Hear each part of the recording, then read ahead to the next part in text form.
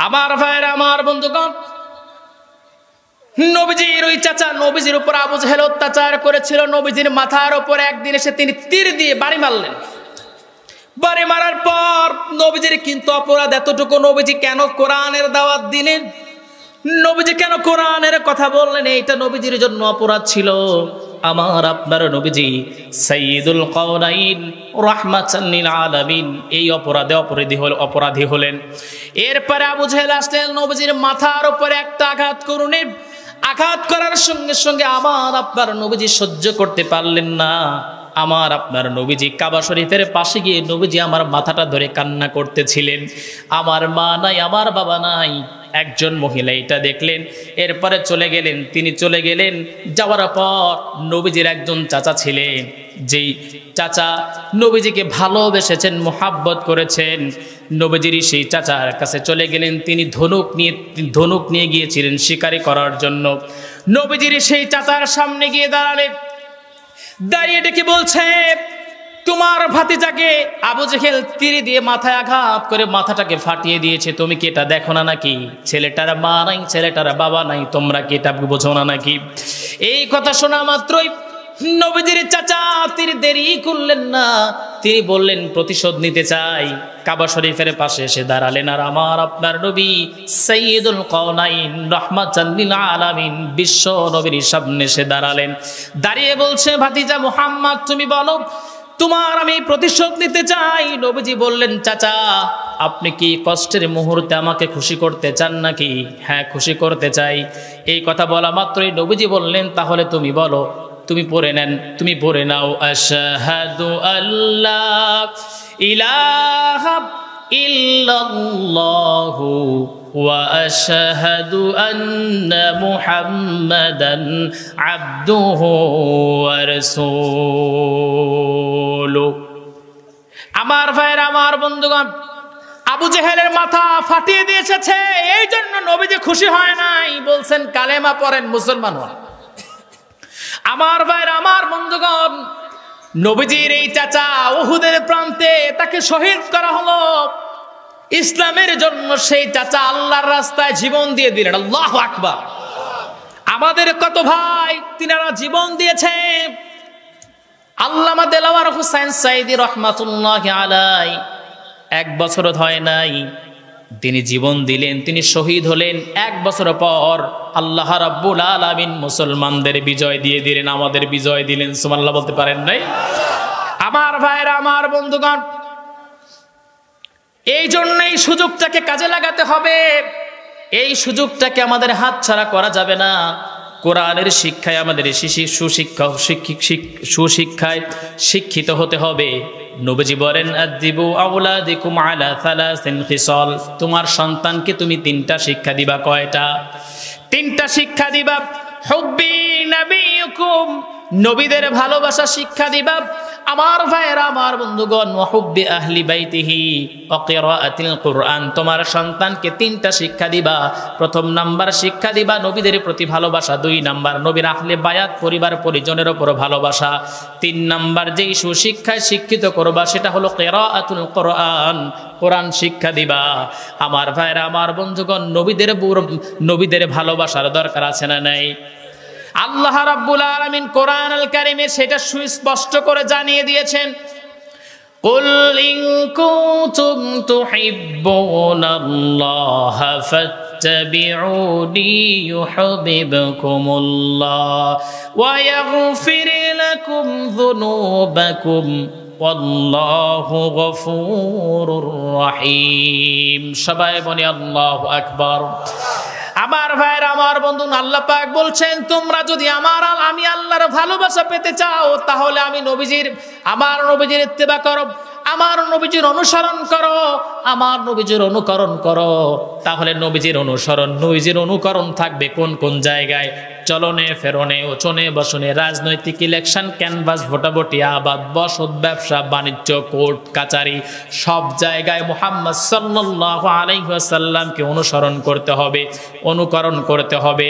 নবীজি কেমন করে খাবার খেয়েছেন, নবীজি কেমন করে মিসওয়াক করেছেন, নবীজি কেমন করে রাষ্ট্র পরিচালিত করেছেন, নবীজি কেমন করে তার পরিবারকে ঢেলে নবীজি সাজিয়েছেন, এমন করে যদি প্রত্যেকটা মানুষ যদি নবীজিকে অনুকরণ করতো, আল্লাহর কসম সেই সময়ের মতো এই বাংলাদেশটা সোনার যুগে পরিণত হতো, ঠিক কিনা? কিন্তু নবীজির অনুকরণ আজকে নাই। আজকে ছেলেদের হাতে যখনই অ্যান্ড্রয়েড ফোন চলে গেছে তখন ছেলে পেলে তখন নবীজির ভালোবাসা ছেড়ে দিয়েছে। এখন প্রেম হলো গার্লফ্রেন্ড আর বয়ফ্রেন্ডের ভালোবাসা। আছে না নাই? সবাই বলেন আছে না নাই? দুঃখ আর পরিতাপের বিষয় হলো, আপনাদের কষ্ট হচ্ছে নাকি? পিছন থেকে শুনতে চাই, ভাই কষ্ট হচ্ছে আপনাদের? অনেকেই উঠতেছেন যে শেষ করে দিব। হ্যাঁ, চলবে ইনশাআল্লাহ। কষ্টের বিষয় এইটা যে দিন প্রচার হোক, দিনের কথা কোরআনের কথা এখন অনেক ইয়াং আলোচক বলতে চায় না। তারা এখন যুবকদেরকে মোটিভেশন কথার নামে প্রেম প্রীতি শিখায়। এমন হুজুর আছে না নাই? আছে না নাই? আছে আছে। আরে ওই লাইনে গেলে তো আমিও যেতে পারি। আমি পারি না? আমি পারবো না? আমার ভাইয়েরা, আমার বন্ধুগণ, এই যে একটা ছেলে কি জানো আব্দুল্লাহ, ওর নাম, রাজশাহী বাড়ি ছেলেটা। ওর খুবই সুন্দর কথা বলে, কিন্তু খুব সুন্দর কথা বলতে পারে, আজহারি ভাইয়ের মতো করে খুব সুন্দর কথা বলে। তো কিছুদিন আগে দেখলাম একটা মেসেজ দিছে যে আপনি আপনার গার্লফ্রেন্ডকে একটা মেসেজ ড্রপ করবেন। কি মেসেজ ড্রপ করবে? যে জান, আল্লাহর জমিনে থেকে আমরা আর এই হারাম কাজে থাকতে চাচ্ছি না, এখন আমরা এখান থেকে বের হয়ে আমরা হালাল সম্পর্কে আসতে চাচ্ছি। তো বিয়ে করে তারপরে তো জান, আগে জান হলো কেমন? নাকি বলেন? কথা ঠিক আছে না? তো এই ধরনের হুজুররা যদি মাদ্রাসার স্টুডেন্টদের থেকে যদি এই ধরনের কথা যদি মানুষ শুনে, তখন আমাদের কি বাবা বলে সোনা বলে না কি বলে? ভণ্ড। হ্যাঁ, আমার ভাইরা, আমার বন্ধুগণ, অনেক আলোচনার মধ্য দিয়ে ওনাদেরকে আমি সতর্ক করেছি, এমনকি বড় বড় ওলামায়ে কেরামেরা সতর্ক করেছেন, কিন্তু কই চেঞ্জ তো হলো না, চেঞ্জ হচ্ছেও না, দেখেও দেখছে না। এতে যে সাধারণ মানুষ ওদের যে ভুল বুঝছে, ইসলাম থেকে যে তারা দূরে চলে যাচ্ছে, এটা তারা বুঝতে পারতেছে না। আমার ভাইরা, আমার বন্ধুগণ, এই জন্য যে কথা বলতেছিলাম, নবীজির ভালোবাসা শিক্ষা দিবা, হুব্বি নবীকুম, নবীদের ভালোবাসা শিক্ষা দিতে হবে। শানে রিসালাতের ভিতরে আমি একটা ঘটনা পেয়ে গিয়েছিলাম। সেই ঘটনাটা যখন পড়লাম আমি অবাক হয়ে গেলাম। আজকে আমরা মুসলমানের সন্তানেরা নবীজির ভালোবাসা থেকে আমরা দূরে চলে আসলাম। সেই ছেলেটার নাম ছিল হুবাব, ইহুদির সন্তান ছিল। ইহুদির নাম ছিল জালবিব। সেই জালবিব তিনি কিতাব পড়ে পড়ে আপনার নবীজির নামে একটা বায়োগ্রাফি তৈরি করলেন, নবীজির জীবন বৃত্তান্ত একটা কিতাব তিনি লিখলেন। লেখার পর তিনি সম্মান করলেন, কাচের একটা বক্স তৈরি করলেন। সেই কাচের বাক্সের ভিতরে নবীজির নামে সেই লিস্টটা, নবীজির বায়োগ্রাফি ঢুকায় রাখলেন। কিন্তু তিনি ভালো করে এটা পড়ছেন না। যখন সকল কিছু একত্রিত করা হয়ে গেছে, তিনি আর পড়ছেন না। এই জন্য পড়ছেন না, কারণ যদি এইটা পড়েন, নবীজির বায়োগ্রাফি যদি পড়ার পর মন যদি চেঞ্জ হয়ে যায়, এই জন্য এই ইহুদি পড়তেছিলেন না। একদিন ছেলেটাকে ডেকে বলছে, বাবা শোনো, আমি মনে হয় বেশি দিন বাঁচবো না, কিন্তু আমার একটা ঘর আছে, ওই ঘরটাকে আমি বড় তালা লাগাইয়া রাখি। ওই ঘরের ভিতরে এক সময় প্রবেশ করবা, প্রবেশ করার পর ওই ঘরের ভিতরে দেখতে পাবা একটা কাচের বাক্সের ভিতরে একটা সাদা কাগজ আছে। সেই সাদা কাগজটাকে তুমি একটু মনোযোগ দিয়ে পড়বা, পড়ার পর তুমি বুঝতে পারবা, কিন্তু আমি জীবিত থাকা অবস্থায় পড়বা না, আমি মরে যাবার পর পড়বা। আপনারা সবাই বলেন, পাগলকে যদি আপনি বলেন পাগল, নৌকা ঢুলাবা না, কি করবে? জিলাপি খাবা না, কি করবে? আগে যাবে, হামলা করবে দোকানে। এই হুভাবের চিন্তা, ছোট মানুষ তো। আর বাবা না করলো কেন? ঘরের ভিতরে আছে কি?